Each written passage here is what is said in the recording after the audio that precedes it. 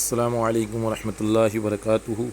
آج جمعرات کا دن ہے اور 6 اکتوبر 2022 ہے۔ آج کی تعلیم شروع کرتے ہیں۔ حکایت صحابہ۔ تبلیغ حضرت مصعب بن عمیر رضی اللہ عنہ۔ مصعب بن عمیر رضی اللہ عنہ، جن کا ایک قصہ 7ویں باب کے نمبر 5 پر بھی گزر چکا ہے، ان کو حضور اقدس صلی اللہ علیہ وسلم نے مدینہ منورہ کی اس جماعت کے ساتھ جو سب سے پہلے منع کی گھاٹی میں مسلمان ہوئی تھی، تعلیم اور دین کے سکھانے کے لیے بھیج دیا تھا۔ یہ مدینہ طیبہ میں ہر وقت تعلیم اور تبلیغ میں مشغول رہتے تھے، لوگوں کو قرآن شریف پڑھاتے اور دین کی باتیں سکھلاتے تھے۔ اسد بن زرارہ رضی اللہ عنہ کے پاس ان کا قیام تھا اور مقرئی پڑھانے والا مدرس کے نام سے مشہور ہو گئے تھے۔ سعد بن معاذ رضی اللہ عنہ اور اسید بن حضیر رضی اللہ عنہ، یہ دونوں سرداروں میں تھے۔ ان کو یہ بات ناگوار ہوئی۔ سعد نے اسید سے کہا کہ تم اسد کے پاس جاؤ اور ان سے کہو کہ ہم نے یہ سنا ہے کہ تم کسی پردیسی کو اپنے ساتھ لے آئے ہو جو ہمارے ضعیف لوگوں کو بیوقوف بناتا ہے، بہکاتا ہے۔ وہ اسد کے پاس گئے اور ان سے سختی سے یہ گفتگو کی۔ اسد رضی اللہ عنہ نے کہا کہ تم ان کی بات سن لو، اگر تمہیں پسند آئے قبول کر لو، اگر سننے کے بعد ناپسند ہو تو روکنے کا مذائقہ نہیں۔ اسید نے کہا یہ انصاف کی بات ہے، سننے لگے۔ حضرت مصعب رضی اللہ عنہ نے اسلام کی خوبیاں سنائیں اور کلام اللہ شریف کی آیتیں تلاوت کیں۔ حضرت اسید رضی اللہ عنہ نے کہا کیا ہی اچھی بات ہیں اور کیا ہی بہتر کلام ہے۔ جب تم اپنے دین میں کسی کو داخل کرتے ہو تو کس طرح داخل کرتے ہو؟ ان لوگوں نے کہا کہ تم نہاؤ، پاک کپڑے پہنو اور کلمہ شہادت پڑھو۔ حضرت اسید رضی اللہ عنہ نے اسی وقت سب کام کیے اور مسلمان ہو گئے۔ اس کے بعد یہ سعد کے پاس گئے اور ان کو بھی اپنے ہمراہ لائے۔ ان سے بھی یہی گفتگو ہوئی۔ سعد رضی اللہ عنہ بن معاذ بھی مسلمان ہو گئے اور مسلمان ہوتے ہی اپنی قوم بنو الاشہل کے پاس گئے۔ ان سے جا کر کہا کہ تم لوگوں کی نگاہ میں کیسا آدمی ہوں؟ ان لوگوں سے جا کر کہا کہ میں تم لوگوں کی نگاہ میں کیسا آدمی ہوں؟ انہوں نے کہا کہ ہم میں سب سے افضل اور بہتر ہو۔ اس پر سعد رضی اللہ عنہ نے کہا کہ مجھے تمہارے مردوں اور عورتوں سے کلام حرام ہے جب تک تم مسلمان نہ ہو جاؤ اور محمد صلی اللہ علیہ وسلم پر ایمان نہ لے آؤ۔ ان کے اس کہنے سے قبیلہ اشہل کے سب مرد و عورت مسلمان ہو گئے اور حضرت مصعب رضی اللہ عنہ ان کو تعلیم دینے میں مشغول ہو گئے۔ فائدے میں شیخ الحدیث لکھتے ہیں کہ صحابہ اکرام رضی اللہ عنہ کا یہ عام دستور تھا کہ جو شخص بھی مسلمان ہو جاتا وہ مستقل ایک مبلغ ہوتا، اور جو بات اسلام کی اس کو آتی تھی اس کا پھیلانا اور دوسروں تک پہنچانا اس کی زندگی کا ایک مستقل کام تھا، جس میں نہ کھیتی مانی تھی، نہ تجارت، نہ پیشہ، نہ ملازمت۔ بھائی اللہ پاک ہمیں بھی صحابہ اکرام کی طرح اسی انداز میں ایسے ہی جو ہم نے جو دین سیکھا ہے وہ لوگوں کو سکھانے کی توفیق عطا فرمائے اور لوگوں تک اس کی دعوت پہنچانے کی توفیق عطا فرمائے۔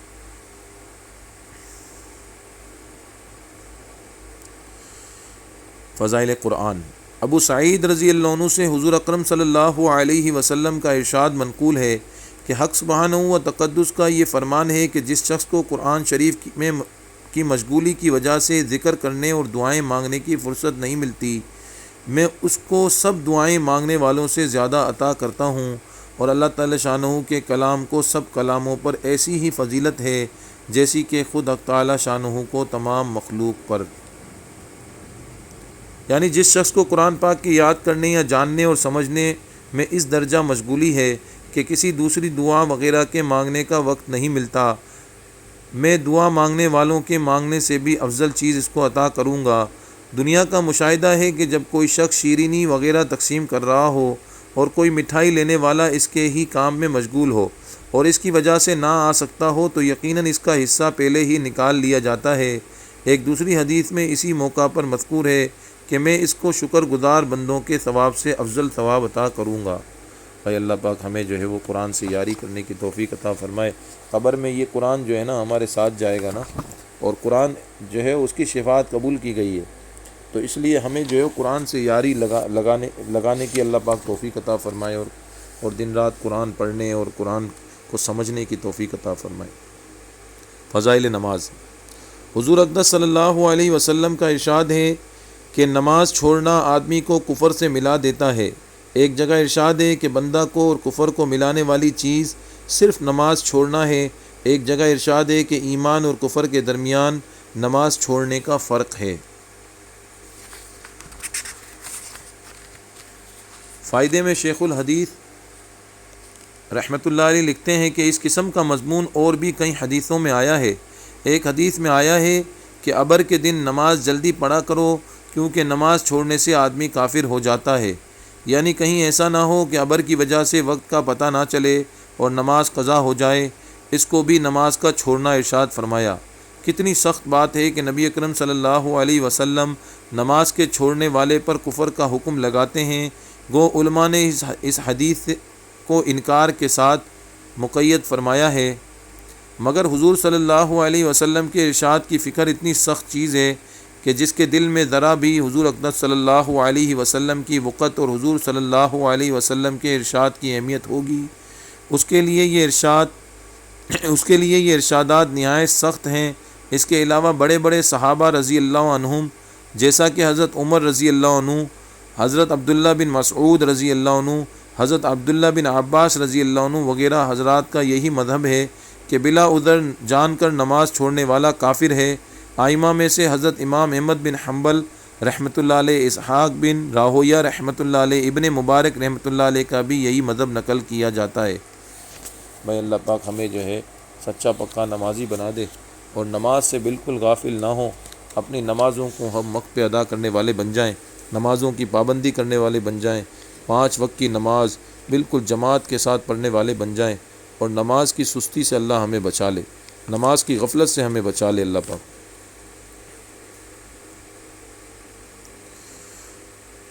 فضائل ذکر۔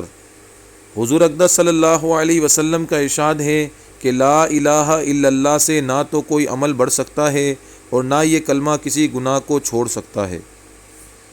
فائدے میں شیخ الحدیث رحمۃ اللہ علیہ لکھتے ہیں کہ کسی عمل کا اس سے نہ بڑھ سکنا تو ظاہر ہے کہ کوئی بھی عمل ایسا نہیں ہے جو بغیر کلمہ طیبہ پڑھے کارآمد ہو سکتا ہو۔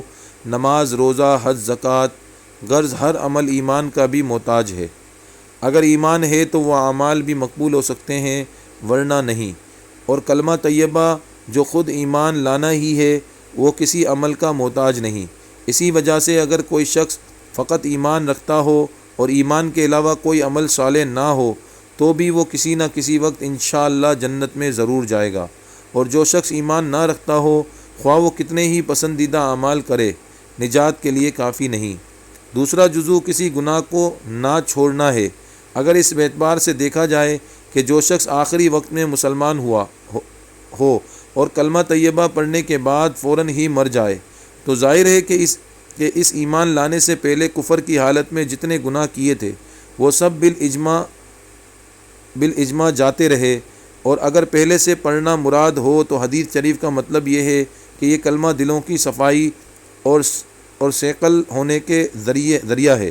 جب اس پاک کلمے کی کثرت ہوگی تو دل کی صفائی کی وجہ سے توبہ کیے بغیر چین ہی نہ پڑے گا اور آخر کار گناہوں کی معافی کا ذریعہ بن جائے گا۔ ایک حدیث میں آیا ہے کہ جس شخص کو سونے کے وقت اور جاگنے کے وقت لا الہ الا اللہ کا اہتمام ہو اس کو دنیا بھی آخرت پر مستعد کرے گی اور مصیبت سے اس کی حفاظت کرے گی۔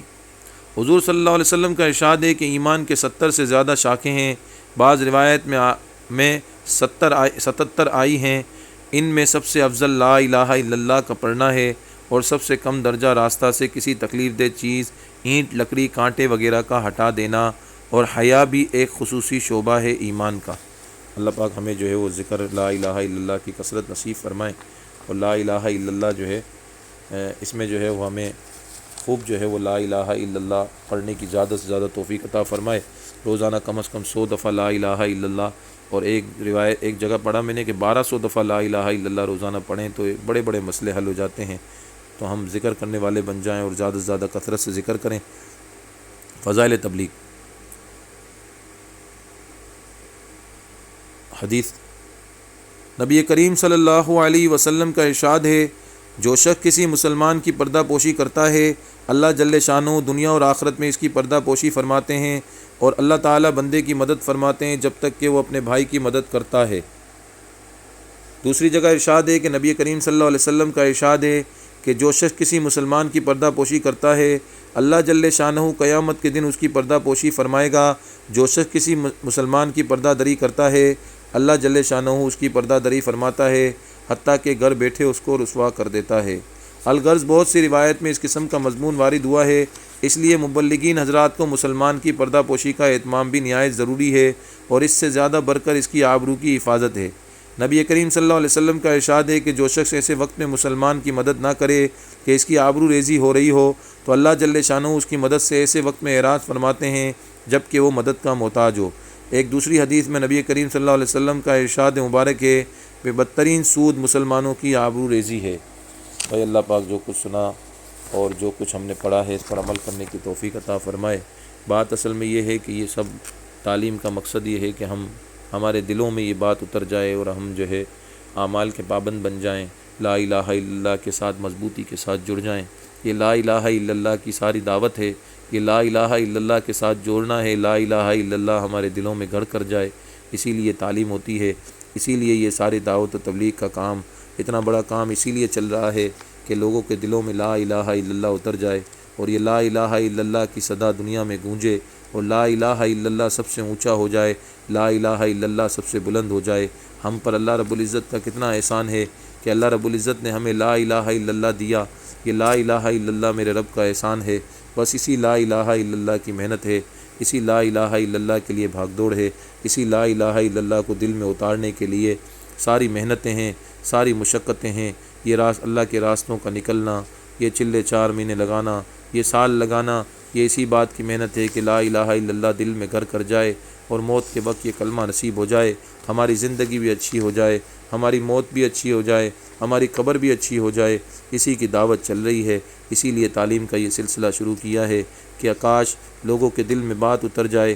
لوگ موبائلوں پہ پتہ نہیں کیا کیا چیزیں دیکھتے ہیں، کس کس چیز کو سبسکرائب کرتے ہیں، کس کس چیز میں لگے ہوئے ہیں، اور موبائلوں کے اندر گندگیاں بھری پڑی ہیں۔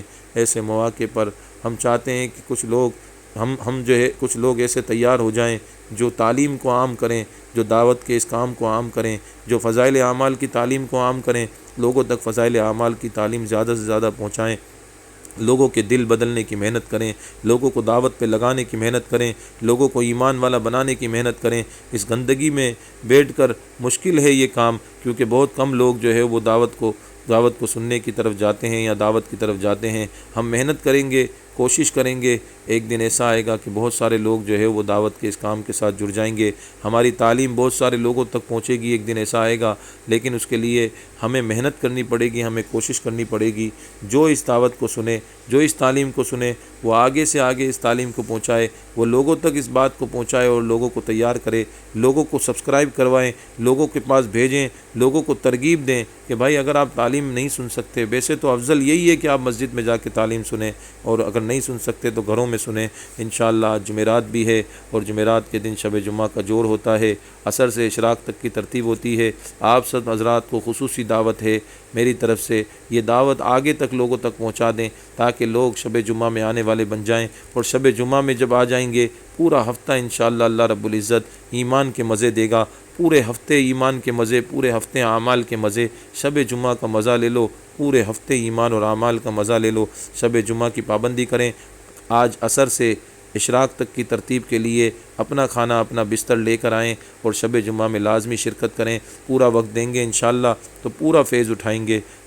اللہ پاک ہمیں جو ہے عمل کرنے کی توفیق عطا فرمائے۔ اللہ پاک سب سے پہلے مجھے عمل کرنے کی توفیق عطا فرمائے، بعد میں سب جتنے سننے والے ہیں سب کو عمل کرنے کی توفیق عطا فرمائے، اور زیادہ سے زیادہ لوگوں تک پہنچانے کی توفیق